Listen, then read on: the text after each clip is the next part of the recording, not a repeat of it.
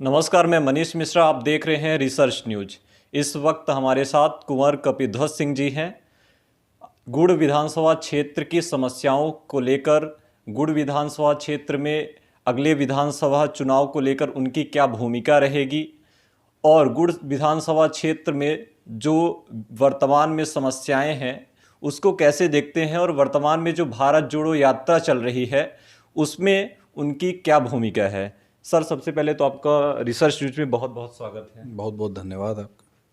जी, अभी वर्तमान में भारत जोड़ो यात्रा चल रही है राहुल गांधी जी के नेतृत्व में। रीवा में भी उसकी उप यात्रा बुधवार से चालू हुई और आप लोगों ने सौंप दिया केमार से सतना को।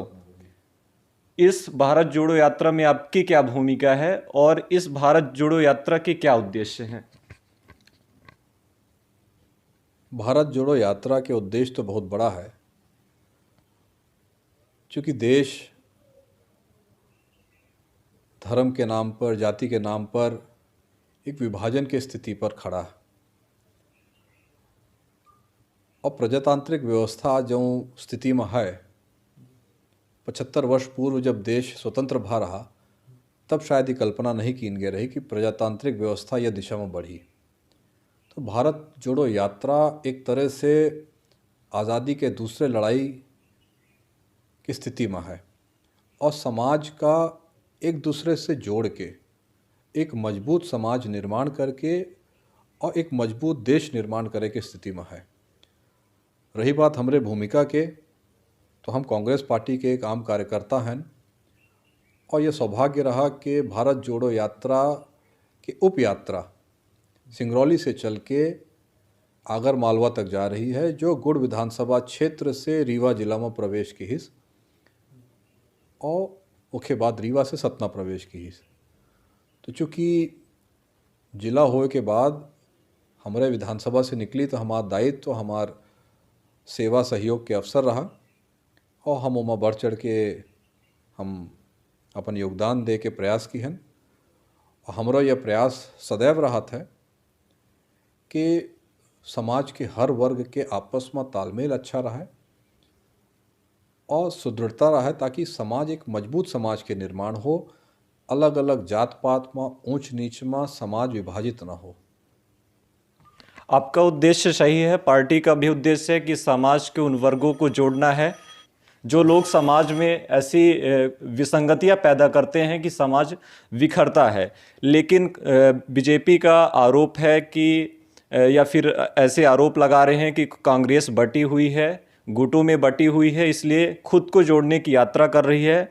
साथ ही अगले विधानसभा चुनाव को देखते हुए ये राजनीतिक फायदे के लिए हो रहा है या फिर वाकई में ऐसा लगता है कि देश को जोड़ने की ज़रूरत है वर्तमान समय में, उसकी कवायद के लिए ये यात्रा चलाई जा रही है? देखिए, देश का एकजुट रखे की आवश्यकता तो सदैव है, क्योंकि जहाँ चार बर्तन होते हैं वहाँ आपस में टकराव होता है।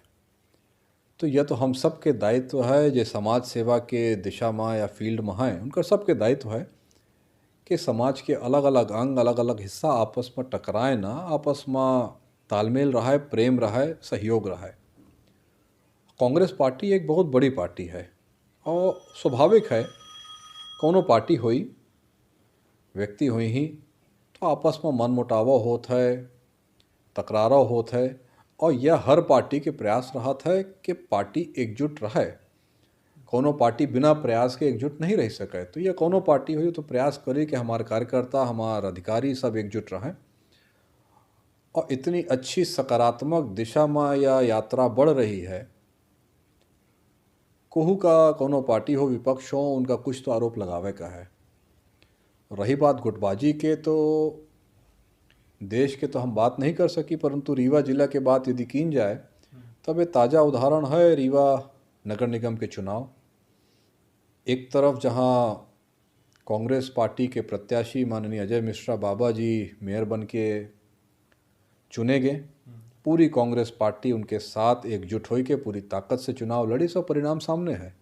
और वह दूसरी तरफ भारतीय जनता पार्टी के रीवा जिला में 8 विधायक हैं और लगभग सभी विधायक रीवा में निवास करत हैं।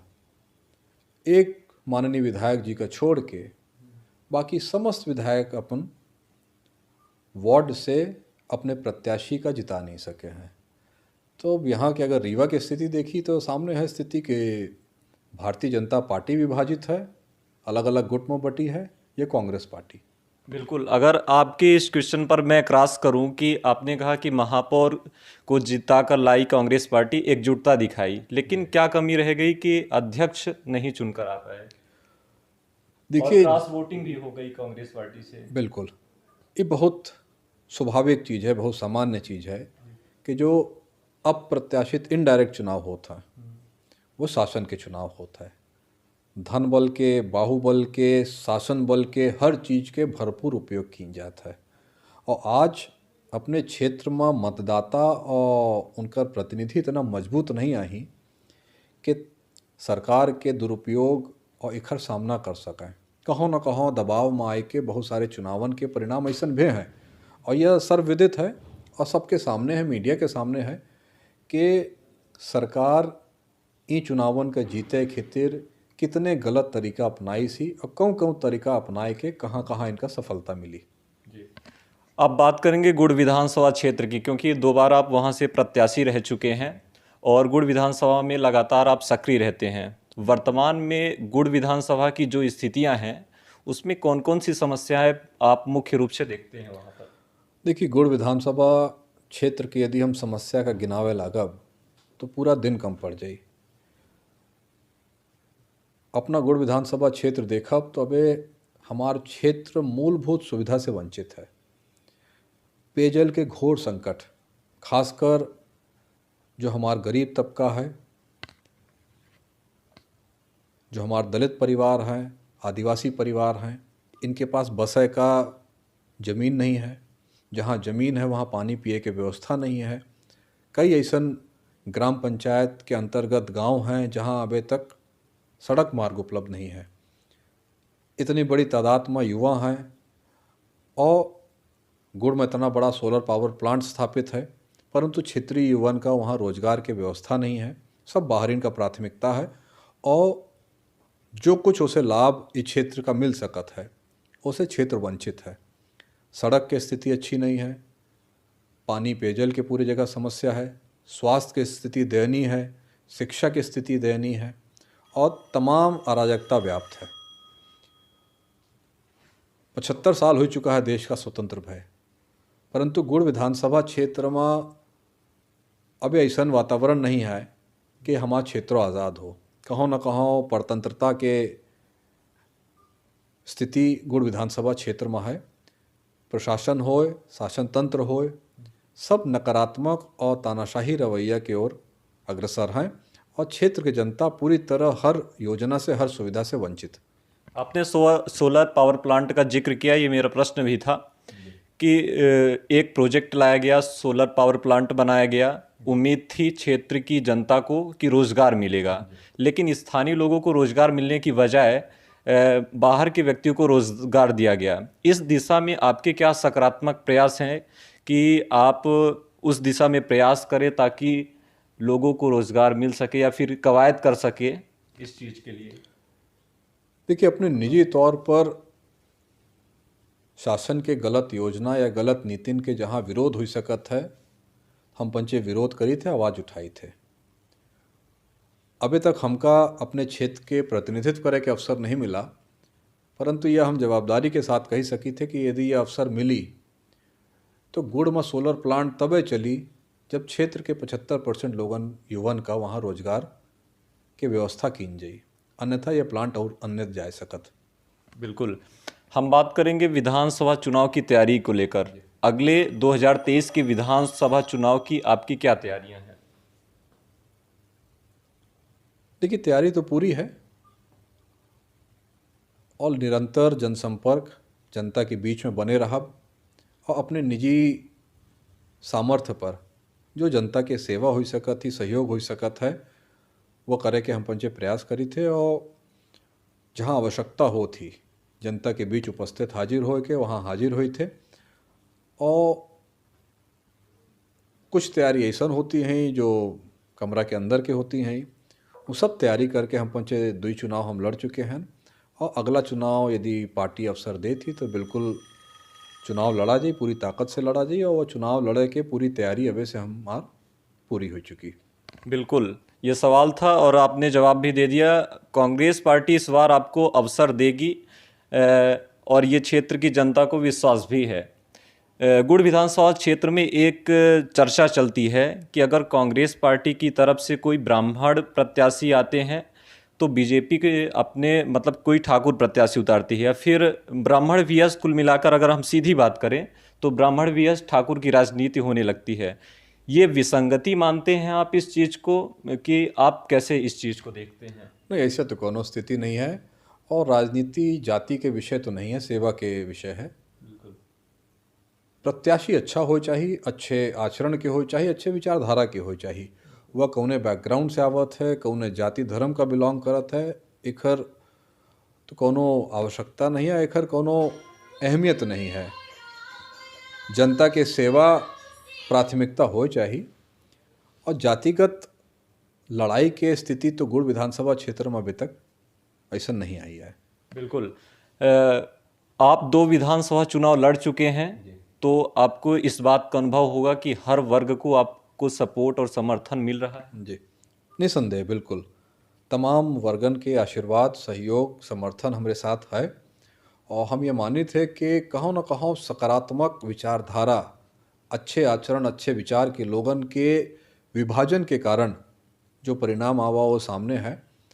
और तमाम जो अच्छे विचारधारा के लोग हैं, जो सकारात्मक विचार रखत हैं, समाज के प्रति अच्छी सोच रखत हैं, विकासशील आचरण है जिनकर, उनकर सबके समर्थन, आशीर्वाद हमारे साथ है, और उखर परिणाम आगे उनके आशीर्वाद के रूप में हम पंचे के सामने आवे चाहिए। अगर ये मेरी बात अगर सही हो कि आप जब चुनाव लड़ रहे थे उस समय एक आपका शायद स्लोगन था, अगर मेरी बात सही हो उसमें, कि ऐरा प्रथा, मतलब ऐरा प्रत्याशियों को बाहर करो। इस शब्द से क्या तात्पर्य हो, और कौन ऐसे प्रत्याशी हैं, या फिर नाम ना ले सकें, या फिर इसका तात्पर्य समझा दें? देखिए, ऐरा प्रथा तो वास्तव में जो गौ माता है और मवेशी हैं, तो उनकर किसानन का तो बहुत बड़ी ऐरा प्रथा के समस्या के सामना करे पड़ रहा है। और जो मेर ऐरा मवेशी के परेशानी कोनो किसान का झेले पड़ा थी, वह मेर ऐरा नेता से गुड़ विधानसभा क्षेत्र पीड़ित है। अबे जिन लोगन का नाम लिए बिना हम निवेदन करे थे कि जिन लोगन का गुड़ विधानसभा क्षेत्र के प्रतिनिधित्व के अवसर मिला है, उनमें से बहुत चुनिंदा लोग गुड़ विधानसभा क्षेत्र के हैं। पूरे लोग बाहरी हैं जिनका अभी तक जनता मौका दी सी, और मौका पावे के बाद वो तमाम बाहरी प्रतिनिधि जनता के साथ विश्वासघात की ही नहीं, और जनता का उनके अधिकारन से उपेक्षित रखी। आपसे एक लास्ट सवाल, कि 2 बार आप लड़ चुके हैं, इस बार आप सिर्फ ऑप्शनल सवाल है कि आप इस बार गुड़ विधानसभा क्षेत्र से लड़ेंगे या जीतेंगे? लड़ना हमरे बस में है, और हम ये माने थे कि यह प्रभु के कृपा होती कि जेके जीवन में संघर्ष भगवान देते हैं, निसंदेह उनके कृपा से संघर्ष मिला था। संघर्ष जीवन के सबसे अनमोल धरोहर है, और संघर्ष से आदमी के निखार आवत है। तो लड़ब, संघर्ष करब अपने हाथ में है। जनता जेखा सेवा के योग्य समझी, उखा सेवा के अवसर दई।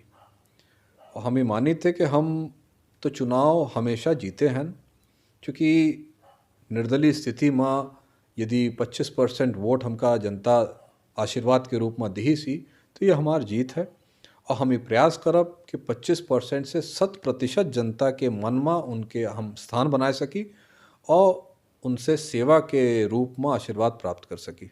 पार्टी टिकट नहीं देती है तो अभी तो बात के विषय है, जनता सर्वोपरि है हमरे नज़र में, और हम सदैव अपने विधानसभा क्षेत्र के जनता का हर पार्टी से, हर दल से ऊपर देखी थे। तो जनता के आदेश हमरे खिते सर्वोपरि है। पार्टी के हम कार्यकर्ता हैं, ओके अनुशासन में रहब हमार दायित्व है, और पार्टी हमें जो दायित्व दी ओकर हम निर्वहन करब, परंतु जनता सबसे सर्वोपरि हमरे नज़र में। तो ये थे हमारे साथ गुड़ विधानसभा क्षेत्र के युवा नेता कुंवर कपिध्वज सिंह जी, जिन्होंने क्षेत्रीय समस्याओं को लेकर बताया कि जो क्षेत्र में व्याप्त समस्याएं हैं वो हमारी प्राथमिकता में रहेगा और अगले विधानसभा चुनाव 2023 की पूरी तैयारी है और जनता से ये उम्मीद और आशाएं हैं कि हम अपने जिस विचारधारा से, जिस उद्देश्य से क्षेत्र की जनता के लिए, जनता की सेवा में हमेशा तत्पर रहते हैं, उस पर जनता भी विश्वास करेगी। तो लगातार रिसर्च न्यूज़ देखते रहिए। तब तक के लिए धन्यवाद। नमस्कार।